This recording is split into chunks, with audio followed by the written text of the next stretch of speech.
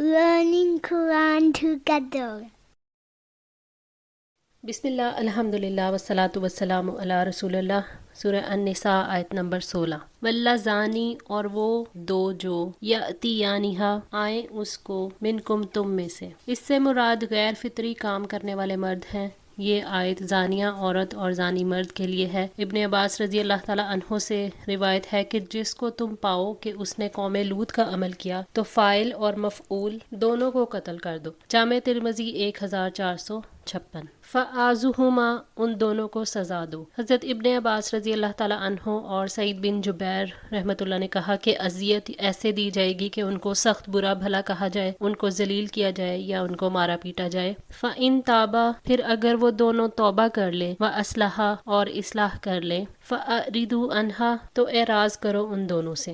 جو لوگ توبہ کر لیں، اصلاح کی طرف آ جائیں، ایسے لوگوں کے بارے میں حکم ہے کہ انہیں معاشرے میں قبول کیا جائے، انہیں ان کے پچھلے گناہ یاد نہ دلائے جائیں، نہ ہی انہیں طعنے دیے جائیں، اس طرح اصلاح کے معاملے میں ان کے ساتھ تعاون کیا جائے۔ توبہ اور اصلاح سے مراد زندگی کی مکمل تبدیلی ہے۔ ان اللہ کانا بے شک اللہ تعالیٰ ہے، تواباً توبہ قبول کرنے والا، رحیماً نہایت رحم کرنے والا۔ اللہ تعالیٰ نے گناہ گار انسانوں کے اصلاح کر لینے پر انہیں معاف کرنے کے لیے اپنے تواب اور رحیم ہونے کا شعور دلایا ہے تاکہ سزا دیتے ہوئے انسانوں کے اندر رحم کا جذبہ پیدا ہو اور وہ گناہ گار کو اصلاح کے بعد قبول کر لیں۔ انما التوبۃ بے شک توبہ قبول کرنا اللہ ہی اللہ کے ذمہ ہے، للذین ان کے لیے جو یعملون السوء برا عمل کرتے ہیں، بجہالۃ جہالت سے، ثم یتوبون پھر وہ توبہ کر لیتے ہیں، من قریب قریب سے، فاولئک تو یہی وہ لوگ ہیں، یتوب اللہ علیہم جن پر اللہ تعالیٰ مہربان ہوتا ہے۔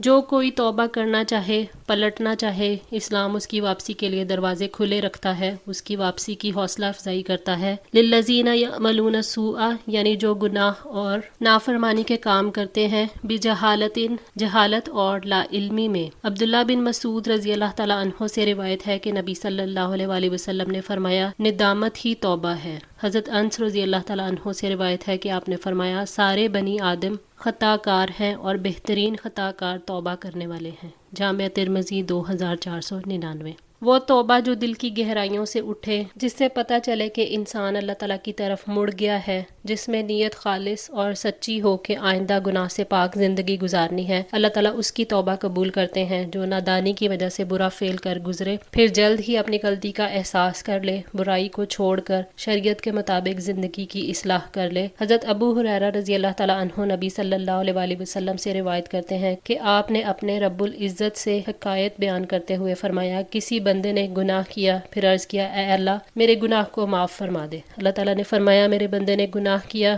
بس وہ جانتا ہے کہ اس کا رب گناہ کو معاف بھی فرماتا ہے اور گناہ پر گرفت بھی کرتا ہے۔ پھر وہ دوبارہ گناہ کر بیٹھتا ہے، پھر عرض کرتا ہے، اے میرے رب میرے گناہ کو معاف فرما دے۔ اللہ نے فرمایا، میرے بندے نے گناہ کیا، بس وہ جانتا ہے کہ اس کا رب گناہ کو معاف بھی کرتا ہے اور اس پر گرفت بھی کرتا ہے۔ اسی طرح پھر جب وہ دوبارہ گناہ کر بیٹھتا ہے، پھر عرض کرتا ہے، میرے رب میرے گناہ کو معاف فرما، تو اللہ تعالیٰ فرماتا ہے، میرے بندے نے گناہ کیا، بس وہ جانتا ہے کہ اس کا رب گناہ کو معاف بھی فرماتا ہے اور گناہ پر گرفت بھی کرتا ہے، تو جو چاہے کر، میں نے تجھے معاف کر دیا۔ عبدالعالی نے کہا، میں نہیں جانتا کہ آپ صلی اللہ علیہ وآلہ وسلم نے تیسری یا چوتھی مرتبہ فرمایا کہ جو چاہے عمل کرو۔ صحیح مسلم 6986۔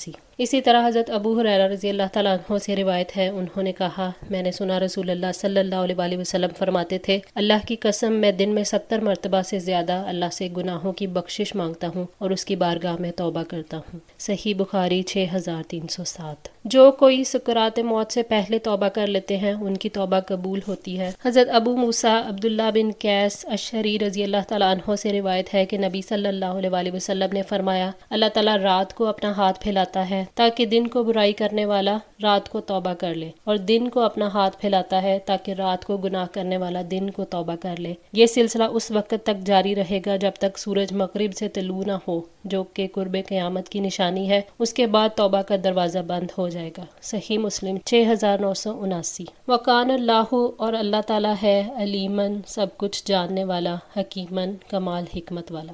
اللہ تعالیٰ کے علم میں ہے کہ کون نادانی سے برائی کر گزرتا ہے اور جلد باز آ جاتا ہے اور کون سچی توبہ کرتا ہے۔ اللہ تعالیٰ علیم ہے، توبہ میں اخلاص کا پوری طرح سے علم رکھتا ہے۔ اللہ تعالیٰ اپنے بندوں کی کمزوری کو بھی جانتا ہے، وہ ان کی توبہ کو قبول کر لیتا ہے۔ اللہ تعالیٰ حکیم ہے، وہ ہر چیز کو ایسی جگہ رکھتا ہے جس کے وہ لائق ہو، جہالت سے نافرمانی کرنے والوں کی توبہ کو وہ قبول کر لیتا ہے۔ وَلَيْسَتِ التَّوْبَةُ اور نہیں ہے توبہ لِلَّذِينَ ان کے لیے جو يَعْمَلُونَ السَّيِّئَاتِ برے عمل کرتے ہیں، حَتَّى إِذَا حَضَرَ یہاں تک کہ جب آتی ہے أَحَدَهُمُ الْمَوْتُ ان میں سے کسی کو موت، قَالَ وہ کہتا ہے انی تبت الآن بلا شبہ اب میں نے توبہ کی۔ اللہ تعالیٰ کے نزدیک ایسے لوگوں کی توبہ کی کوئی قیمت نہیں ہے جو جان بوجھ کر اللہ تعالیٰ کی نافرمانی کریں، برے کام کرتے چلے جائیں۔ مجبور کی توبہ توبہ نہیں ہے، جیسے مرنے والے کی، اس لیے کہ اس کے پاس اب گناہ کرنے کا موقع نہیں رہ گیا۔ امام احمد، ترمذی اور ابن ماجہ نے ابن عمر رضی اللہ تعالیٰ عنہ سے روایت کی ہے کہ نبی صلی اللہ علیہ وآلہ وسلم نے فرمایا کہ اللہ تعالیٰ بندے کی توبہ حلق میں آخری سانس اٹکنے سے پہلے تک قبول کرتا ہے۔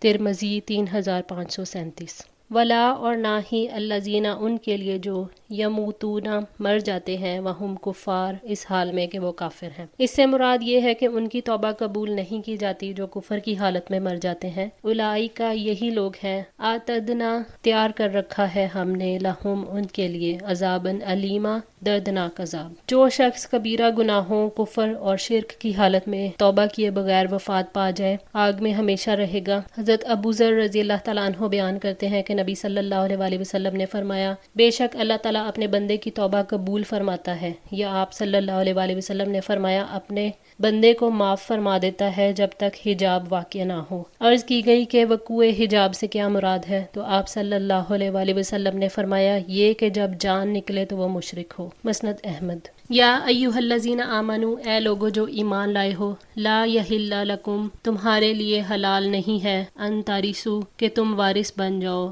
النساء عورتوں کے کرہن زبردستی۔ اسلام نے مرنے والے کی بیوی کو بطور میراث حاصل کرنے کو ناجائز قرار دیا ہے، اسے قید کر کے رکھنے سے منع فرما دیا ہے۔ عربوں میں مرنے والے کے ورثہ جو تھے اس کی بیوی کے حقدار بن جاتے تھے، اگر چاہتے تو نکاح کر لیتے اور چاہتے تو اس کا کسی اور کے ساتھ نکاح کر کے اس کا مہر خود حاصل کر لیتے، اگر چاہتے تو گھر میں اس کو رکھ چھوڑتے، نہ نکاح کرتے اور نہ ہی اس کو جانے دیتے یہاں تک کہ وہ اپنے آپ کو کوئی معاوضہ دے کر چھڑاتی۔ عربوں میں یہ بھی رواج تھا کہ جو شخص بیوی کو طلاق دیتا تو یہ شرط رکھ دیتا کہ وہ صرف اس جگہ نکاح کرے گی جس کی اجازت وہ دے گا۔ عورت اس کو مہر لوٹاتی اور دوسرے تحفے تحائف بھی واپس کرتی تھی، اور بعض جگہ یہ بھی رواج تھا کہ شوہر کے فوت ہونے کے بعد ولی عورت پر کپڑا ڈال دیتا تھا اور اسے تمام لوگوں سے روک لیتا تھا، پھر چاہتا تو نکاح کر لیتا ورنہ قید کر دیتا تھا۔ تو اسلام نے ان تمام چیزوں سے منع فرما دیا۔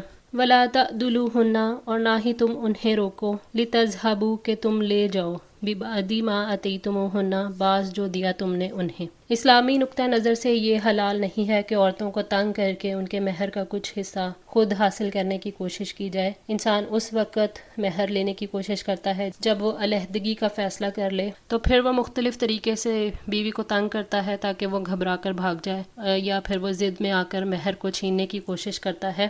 مہر کا چھینا جو ہے وہ عہد کی خلاف ورزی ہے، اس چیز سے منع فرمایا گیا ہے۔ ابن عباس رضی اللہ تعالیٰ عنہ سے روایت ہے کہ اس آیت میں وَلَا تَعْدُلُوهُنَّ کے معنی یہ ہے کہ ان پر جبر و قہر نہ کرو۔ صحیح بخاری۔ الا ان یاتینا مگر یہ کہ وہ آئیں بفاحشات مبینات کھلی بے حیائی کو۔ یہاں اللہ تعالیٰ نے ایسے شوہر کو حکم دیا ہے جو اپنی بیوی سے نفرت کرتا ہے کہ اگر عورت کھلی بے حیائی یعنی زنا کا کام کرے تو جو مہر اس نے دیا ہے اسے لوٹا لے، اور اگر بیوی نہ مانے تو پھر اسے مجبور کرے۔ وَعَاشِرُوهُنَّ اور گزر بسر کرو ان کے ساتھ بالمعروف اچھے انداز میں۔ اللہ تعالیٰ نے بیویوں کے ساتھ حسن سلوک کرنے کا حکم دیا ہے۔ اللہ تعالیٰ نے فرمایا اور عورتوں کے بھی معروف کے مطابق ویسے ہی حقوق ہیں جیسے ان کے اوپر حق ہے، اور مردوں کا ان پر ایک درجہ ہے، اور اللہ تعالیٰ سب پر غالب کمال حکمت والا ہے۔ سورہ البقرہ آیت 228۔ حضرت ابو ہریرہ رضی اللہ تعالیٰ عنہ فرماتے ہیں کہ نبی صلی اللہ علیہ وآلہ وسلم نے فرمایا ایمانداروں میں ایمان کے لحاظ سے کامل وہ ہیں جو اخلاق کے لحاظ سے اچھے ہیں، تم میں بہتر وہ ہیں جو اپنی بیویوں کے لیے بہتر ہیں۔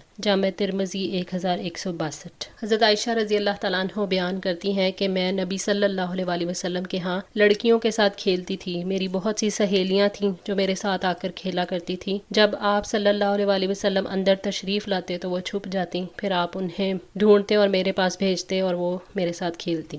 صحیح بخاری 6130۔ اسی طرح حضرت عائشہ فرماتی ہیں کہ نبی پاک صلی اللہ علیہ وسلم غزوہ تبوک یا غزوہ خیبر سے واپس تشریف لائے اور میرے گھر کے طاق پر پردہ پڑا تھا، اس میں گڑیاں رکھی ہوئی تھیں۔ تو ہوا چلی تو پردے کا ایک کونا ہوا سے اڑ گیا اور میرے کھیلنے کی جو گڑیاں تھیں وہ نظر آنے لگی۔ آپ نے فرمایا کہ یہ کیا ہے؟ میں نے عرض کیا یہ میری گڑیاں ہیں۔ تو آپ نے دیکھا کہ ان کے درمیان میں ایک گھوڑا بھی تھا جس کے دونوں پر کپڑے کے بنے ہوئے تھے۔ تو آپ صلی اللہ علیہ وسلم نے فرمایا یہ گڑیوں کے درمیان مجھے کیا نظر آ رہا ہے؟ تو حضرت عائشہ نے کہا گھوڑا ہے۔ آپ نے فرمایا اس کے اوپر کیا لگا ہوا ہے؟ تو آپ صلی اللہ علیہ وسلم نے فرمایا کیا گھوڑے کے بھی پر ہوتے ہیں؟ میں نے عرض کیا کیا آپ نے نہیں سنا کہ حضرت سلیمان کے پاس پروں والے گھوڑے تھے؟ یہ بات سن کر نبی پاک اتنا ہنسے یہاں تک کہ آپ کی مبارک داڑیں کھل گئیں۔ ابو داؤد 4932۔ اسی طرح حضرت ابو ہریرہ رضی اللہ تعالیٰ عنہ بھی روایت کرتے ہیں کہ نبی صلی اللہ علیہ وسلم نے فرمایا کوئی مرد کسی مومنہ عورت سے نفرت نہ کرے، اگر اس کی ایک خصلت اسے بری لگے تو دوسری اچھی لگے گی۔ صحیح مسلم 3645۔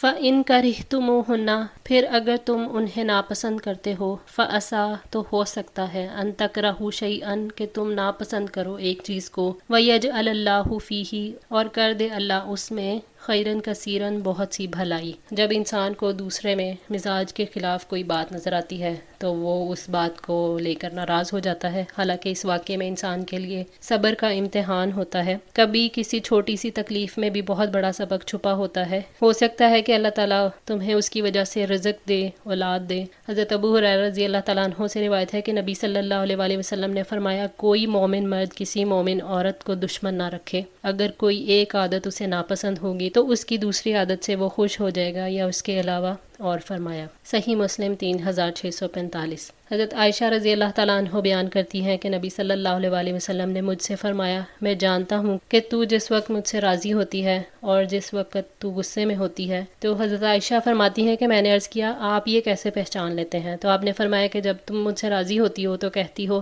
محمد صلی اللہ علیہ وسلم کے رب کی قسم، اور جب تم غصے میں ہوتی ہو تو کہتی ہو کہ ابراہیم علیہ السلام کے رب کی قسم۔ تو حضرت عائشہ رضی اللہ تعالیٰ عنہ فرماتی ہیں کہ میں نے عرض کیا بے شک اے اللہ کے رسول، میں تو صرف آپ کا نام مبارک ہی چھوڑتی ہوں۔ صحیح مسلم 6285۔ تو یہاں پہ یہ کہا گیا ہے کہ اے شوہرو تم اپنی بیویوں کو ناپسند کرنے کے باوجود ان کو اپنے پاس ہی رکھو، کیونکہ ایسا کرنے میں ہی خیر کثیر ہے۔ وَإِنْ أَرَدْتُمْ، اور اگر تم ارادہ کرو استبدال، بدلنے کا، زوجن، ایک بیوی کو، مکان زوجن، دوسری بیوی کی جگہ، یعنی اگر مرد کے لیے بیوی کو بدلنا ضروری ہو جائے، وَآتَيْتُمْ، اور دے دیا ہو تم نے، اِحْدَاهُنَّ، ان میں سے کسی ایک کو، قنطاراً، ڈھیروں مال، فَلَا تَأْخُذُوا، تو نہ تم لو، مِنْهُ شَيْئًا، اس میں سے کچھ بھی۔ یہاں خزانے سے مراد وہ مال ہے جو حق مہر کی صورت میں دیا جا چکا ہے۔ اگر خود طلاق دی ہے تو حق مہر واپس نہ لو، مہر جو ہے وہ عورت کا ہے، مہر کے علاوہ بھی جو مال عورت کو دیا گیا ہے وہ بھی اسی کا ہے،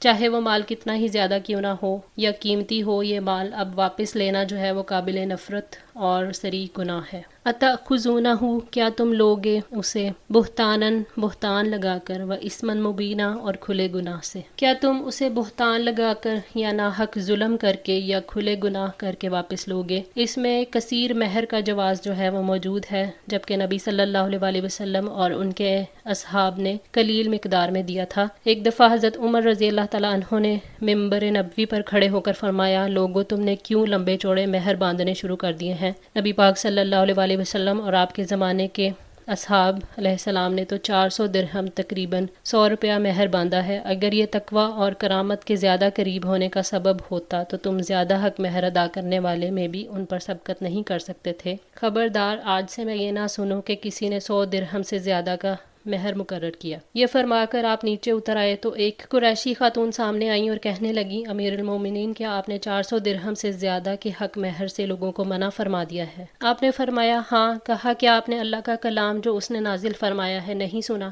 تو انہوں نے کہا وہ کیا؟